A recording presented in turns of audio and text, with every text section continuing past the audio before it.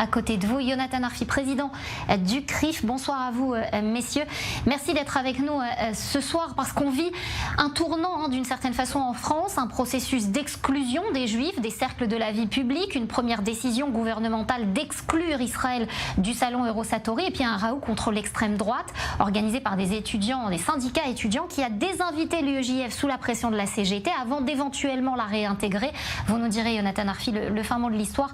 Quoi qu'il en soit, il n'est plus du tout seulement question là de manifestations pro-palestiniennes tout à fait légitimes.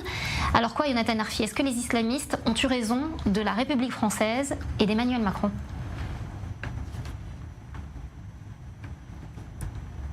Alors, ce ne sont pas seulement la question des islamistes, mais plus largement la manière dont on conçoit en France le poids de l'État, l'action de l'État. Et on a eu le sentiment ces derniers temps qu'effectivement, parfois, l'État a cédé. Il a cédé face à la pression populaire des manifestations depuis une semaine, tous les soirs qu'il y a eu dans les rues de Paris et dans les rues des grandes villes de France. Je ne peux pas ne pas interpréter l'exclusion des entreprises israéliennes du salon Eurosatory comme une manière de renvoyer un signal à cette France qui était dans la rue, comme s'il y avait une tentation d'amadouer au fond cette France-là. Je crois que c'est une erreur stratégique parce que ça ne fera que renforcer la détermination de ceux qui sont dans la rue en leur accordant une forme de victoire symbolique. LFI crie victoire à 10 jours, à une semaine des Européennes grâce à cette décision. Comment vous expliquez, Jonathan Arfi, ce blanc-seing d'une certaine façon donné par le président français à ceux qui font partie des plus extrémistes à l'intérieur de cette Assemblée nationale, à l'intérieur de ce paysage aussi médiatique ou en tout cas dans la communication et dans l'importation de ce conflit israélo-palestinien en France? Comment vous l'interprétez? C'est difficile d'avoir effectivement les tenants et aboutissants de cette décision. Très certainement, la relation personnelle entre Benyamin Netanyahou et Emmanuel Macron est, on le sait, relativement difficile, dit-on. C'est un des éléments d'explication, évidemment, mais pas seulement. Je crois qu'il y a aussi malheureusement la volonté, ou plutôt la peur de ne pas arriver à gérer demain des manifestations de rue qui prendraient de l'ampleur, soit évidemment dans les jours qui viennent jusqu'aux européennes, soit même au-delà si la situation se détériorait encore à Gaza. Donc voilà la réalité dans laquelle nous sommes aujourd'hui. C'est au fond parfois, chez certains, pas chez tous, mais chez certains Français, de petites lâchetés qui produisent à la fin une société où, au fond, les Juifs peuvent se sentir sacrifiés. Je dis peuvent se sentir sacrifiés parce que, évidemment, nous n'en sommes pas là, mais néanmoins, c'est le sentiment que j'entends depuis quelques jours dans la communauté de plus en plus. Énormément de Juifs qui, au fond, ont le sentiment que si nous sommes protégés sur le point de vue d'un point de vue sécuritaire, et évidemment avec l'action, on le sait, des forces de police auprès des Juifs et dans les lieux de vie juive, et bien que dans beaucoup de lieux symboliques, il y a une forme désormais de stigmatisation des sionistes et donc des Juifs, et que ce raccourci-là, il gagne peu à peu les esprits de beaucoup de Français, malheureusement. Jonathan Arfi, vous avez voué votre vie depuis vos plus jeunes heures, d'une certaine façon, à cette représentation des Juifs de France, d'abord dans votre combat au sein de l'UEJF, puis ensuite maintenant au sein du Conseil représentatif des institutions juives de France. Est-ce que vous avez le sentiment que d'une certaine façon, on a échoué dans ce narratif, dans ces messages qu'on voulait transmettre ? On a d'abord échoué tout simplement face aux chiffres de l'antisémitisme. Dans les années 90, il y avait quelques dizaines d'actes antisémites par an enregistrés par le ministère de l'Intérieur.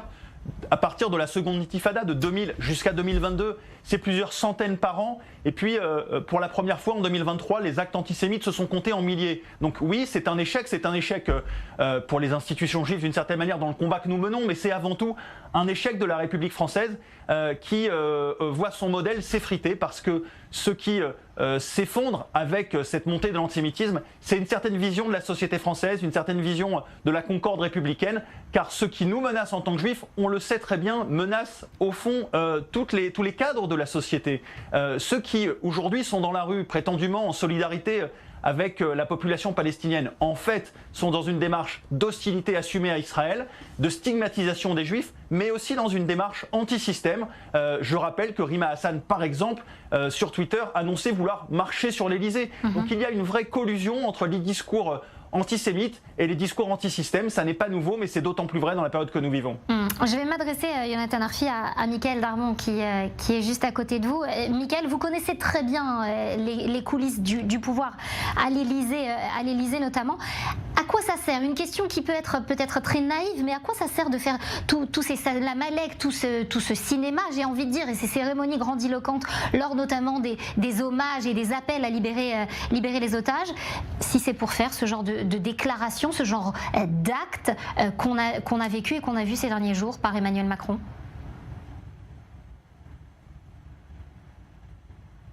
Je dirais même si c'est pour avoir assisté à ce genre de décision un peu pulsionnelle et irréfléchie, avec beaucoup de conséquences pour cette inconséquence. Alors, en fait, que s'est-il passé? Selon nos informations, Emmanuel Macron d'abord a pris cette décision contre l'avis, on l'imagine très logiquement, contre l'avis des organisateurs de ce salon aéronautique pour lesquels l'absence du pavillon israélien est un manque à gagner et bien évidemment un problème aussi de réputation à l'égard des autres partenaires et des autres salons concurrents. D'ailleurs, on voit bien que justement, c'est le paradoxe, c'est qu'on sait qu'au plus haut niveau de l'État et du secteur régalien français, la technologie israélienne est également utilisée. Cette décision d'exclure les entreprises israéliennes d'Eurosatori, en fait, c'est un cocktail un peu composite. On l'a dit tout à l'heure, effectivement, l'interview de Benjamin Netanyahou a été très moyennement appréciée par le chef de l'État lorsqu'il a regardé. Vous avez aussi un autre élément à prendre en compte, c'est le contrat historique qu'a passé l'Allemagne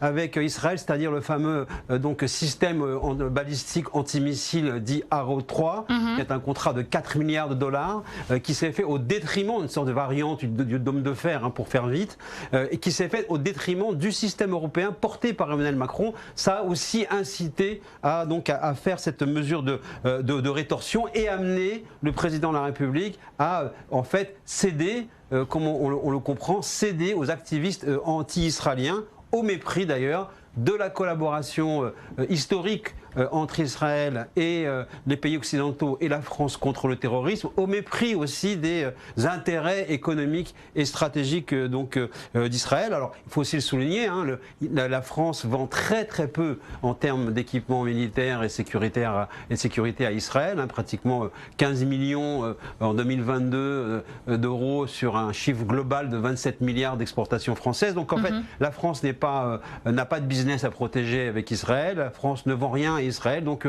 quelque part ça permet aussi de maltraiter sur ce secteur-là les relations entre les deux pays. Maurice, une réaction. J'ai une autre question à vous poser, Mickaël, mais dans un instant, je voudrais d'abord la réaction de Maurice. Écoutez, moi je voudrais réagir à la petite phrase de Jonathan Arfi, que ces petites lâchetés ont conduit à la situation actuelle. Ce ne sont pas des petites lâchetés vues d'Israël. Vues d'Israël, ça s'appelle une grosse lâcheté. Parce qu'on a beau dire, oui, Eurosatori, c'est pas important, c'est une entreprise privée, c'est une association professionnelle des industries de défense et sécuritaire en France, malgré tout, leur filiale qui organise l'exposition, le commissariat général des expositions, travaille avec le ministère de la Défense. Ça veut dire que la décision, elle vient pas d'une association privée comme ça qui serait marginale, elle vient aussi du ministère de la Défense en France, et de mon point de vue, et du point de vue israélien, c'est une très très grosse lâcheté. Alors bien entendu, comme l'a dit Mickaël Darmon, on a très peu d'échanges sécuritaires avec la France, c'est marginal. Maintenant, je pose une autre question par rapport à ce Eurosatori. Je veux dire, Israël est accusé de génocide et des pires choses lors de son opération à Gaza. Mais que penser de la Chine, qui est un des exposants à Eurosatori? C'est une très très grande démocratie. Que penser de la Turquie, qui est un pays islamiste? Que penser des Émirats qui, même s'ils ont un accord de paix avec Israël, c'est pas un exemple de démocratie. Et je parle pas de l'Arabie Saoudite aussi, où c'est pratiquement une autocratie. Donc de ce point de vue-là, s'il faut juger par le régime politique, il y aurait beaucoup de candidats à l'expulsion d'Eurosatori. Alors c'est ça, et on a l'impression, si l'on en croit Mickaël, que c'est un peu le règlement de compte à hockey choral, si j'en crois ce que vous avez dit il y a un instant, Mickaël. Donc Macron n'a pas trop aimé l'intervention interview faite par Benjamin Netanyahou la semaine dernière et il répond, en gros, parce qu'il n'a aucun intérêt à défendre, il répond par cette histoire de Rosatori. Ça semble quand même très puéril pour des chefs d'État, des représentants de plusieurs millions d'habitants et qui devraient se situer un petit peu au-dessus de la mêlée, non ? Alors on verra dans quelle mesure effectivement il y a une capacité du président de la République de recadrer un peu les choses. Ce que j'entends d'après avec les tractations aussi qui ont lieu depuis que cette décision a été tombée, c'est qu'il y aurait une possibilité que les filiales des sociétés israéliennes partagent d'autres stands, mais que le pavillon israélien en tant que tel ne bougerait pas. On verra si ça s'avère, mais en tout cas ce serait une sorte de volonté de banaliser ou minimiser, mais enfin ça ne changerait en rien pour l'instant la décision française. Il y a des prises de position qui sont faites, notamment de la Chambre de commerce France-Israël. Le président de la République va s'exprimer jeudi soir, la veille des grandes cérémonies du 6 juin, débarquement du 6 juin, quand l'ensemble du monde libre viendra ici pour justement marquer la libération de la France et la bataille de Normandie. Il va s'exprimer sur la télévision à TF1 et France 2, notamment sur les questions internationales. Donc on peut supposer, en tout cas on espère que la question lui sera posée, peut-être fera-t-il valoir une nouvelle décision, mais ce qu'il faut aussi savoir pour avoir la toile de fond générale, parce qu'au fond on n'a pas toujours l'occasion d'en parler, mais là c'est vraiment aussi une manière de comprendre ce qui motive une décision. On l'a compris depuis le temps où il était ministre de l'économie, quand il était venu notamment en Israël, ou par les réactions diverses et variées. Emmanuel Macron n'a jamais eu une grande passion finalement pour le Proche-Orient, pour son histoire, pour la région, pour les enjeux de la région. On sait qu'il est, et on l'a vu depuis sa présidence, il est beaucoup plus passionné par la guerre d'Algérie, les conséquences, les conséquences sur les mémoires françaises et algériennes. Et on a vu tout le travail qu'il a fait à ce niveau-là, parce qu'il considère que ça a beaucoup plus de conséquences et d'importance pour la société française. C'est un débat légitime, mais on n'a jamais vraiment senti chez lui une grande passion pour les enjeux du Proche-Orient. Donc, puisqu'en plus ça ne se passe pas très bien actuellement avec le pouvoir actuel au pouvoir en Israël, c'est, je dirais, une capacité, une opportunité pour au fond laisser cours à des réactions assez spontanées, mais avec quand même beaucoup de conséquences, comme on l'a expliqué maintenant, parce que c'est au fond le signal donné à la possibilité de l'opprobre. Je voudrais poser une question à Yonatan Arfi qui est à côté de vous, Michael. Yonatan, d'une certaine façon, est-ce que c'est là le revers de la médaille, d'une certaine façon? Et je vais poser une question qui n'est pas forcément politiquement correcte, mais c'est pas grave. La communauté juive et les communautés juives à travers le monde, elles sont toujours très fières de dire qu'elles font leurs prières le samedi matin pour le pays qui les reçoit, qui les accueille, qui les garde, qui les protège, etc. etc. Est-ce que la communauté juive, elle ne paye pas là sa grosse forme de résilience, sa soumission d'une certaine façon à la nation à laquelle elle appartient? Est-ce que finalement, c'est pas là le revers de cette médaille? D'abord, permettez-moi de refuser un terme que vous venez d'employer, c'est celui de soumission pour parler des Juifs de France. Les Juifs de France ne sont pas soumis à la République, ils participent de la vie républicaine.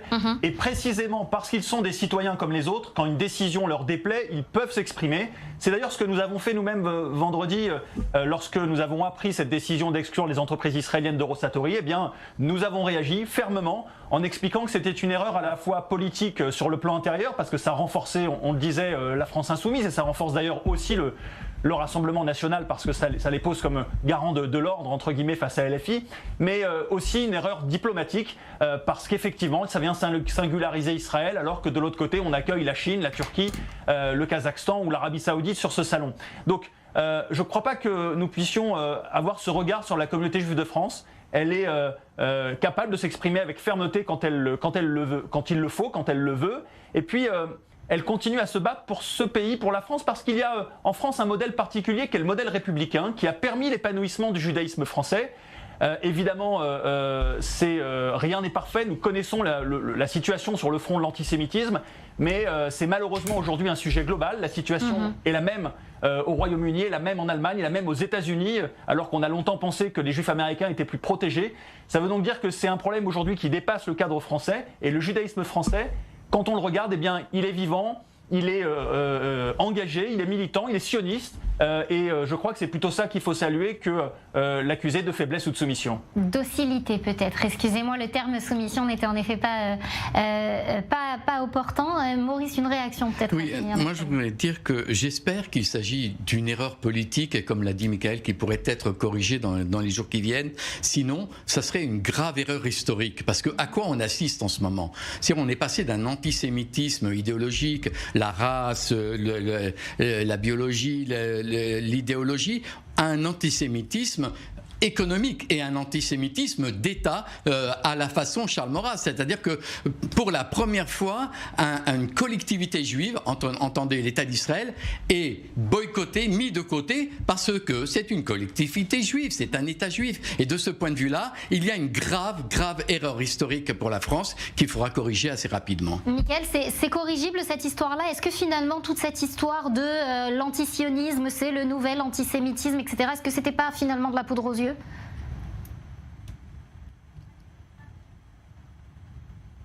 En tout cas, c'était une décision qu'avait annoncée le président de la République, Emmanuel Macron, aux côtés d'ailleurs de Benjamin Netanyahou il y a quelques années, au début de sa présidence, dans le premier mandat, où il annonçait que la France allait porter cette définition qui assimilait l'antisionisme à de l'antisémitisme. On voit bien à quel point aujourd'hui, quelque part, ça vient, je dirais, en contradiction avec cette position-là. Mais au fond, ce que cet épisode révèle, c'est aussi la question de la cohérence, la question de la continuité, et je dirais, vis-à-vis et de la compréhension d'une vision, d'une politique claire sur un sujet. C'est le problème de ce fameux « en même temps » qui est devenu maintenant une sorte de reptile politique totalement louvoyant et même vénéneux parfois. Sur d'autres sujets, on le voit aussi en France, mais précisément sur ce dossier-là, c'est absolument patent d'ailleurs depuis le 7 octobre. Et puis, il y a effectivement, le paradoxe aussi, c'est qu'il n'y a pas d'antisémitisme d'État qui est décrété. En revanche, cette décision-là, elle est une décision qui a des conséquences parce qu'une fois de plus, c'est comme si on avait placé sur la vitrine industrielle de la sécurité et de la défense qui se réunit bientôt, on avait placé sur cette vitrine une affiche interdite aux Israéliens. Quelles que soient les raisons politiques, quelles que soient les raisons des mauvaises relations qui existent au niveau personnel entre les dirigeants, ça a des conséquences et effectivement, il serait de bon ton qu'il y ait une réflexion et une sorte d'introspection qui se passe au sommet de l'État pour corriger immédiatement ce geste, parce que sinon, ça sera effectivement l'occasion et des dynamiques néfastes et nuisibles qui vont continuer à s'enclencher dans le pays. Maurice Yfergan, je vais vous laisser le mot de la fin grâce à vos quelques cheveux blancs avant qu'on marque une courte pause. Je lisais un article il y a quelques jours qui disait que la Deuxième Guerre mondiale, elle n'avait pas commencé du jour au lendemain en un claquement de doigts et que ça s'était fait progressivement. C'est Judenreich dont on a parlé, s'était fait au fur et à mesure des jours, des semaines et des mois. Est-ce que vous avez le sentiment qu'on est dans ce genre de période aujourd'hui? J'espère que non. C'est mon espoir, c'est qu'on va trouver une solution à ce conflit et qu'on ne va pas dégénérer dans un conflit régional qui pourrait avoir des portées énormes. Donc de ce point de vue-là, non, j'espère que non. Je suis comme votre petit canari, j'essaye de regarder la situation sans m'étouffer. Mais c'est vrai qu'on est sur une pente, on est sur une mauvaise pente et la décision de la France et cette politique, mais pas seulement de la France. Je veux dire, les États-Unis, c'est à peu près pareil. Quand j'ai écouté vendredi le discours de Joe Biden, j'étais hors de moi. Comment dire, voilà, je vous présente la proposition israélienne et j'espère, vous, les Israéliens, que vous allez l'accepter. Ben, c'est une proposition israélienne. Par contre, il n'y avait pas un mot contre le Hamas. Là, encore une fois, il y a un malaise. Il y a quelque chose qui, nous, Israéliens, nous met extrêmement mal à l'aise. Et je crois que la pente, elle est peut-être un peu en pente douce, mais c'est quand même une pente et il est encore temps d'arrêter la machine, je crois. Et elle est particulièrement glissante. Jonathan Arfi, merci d'avoir été avec nous ce soir. Michael, Maurice, vous restez en notre compagnie. On marque une courte pause. On reçoit dans un instant Marek Alter. À tout de suite.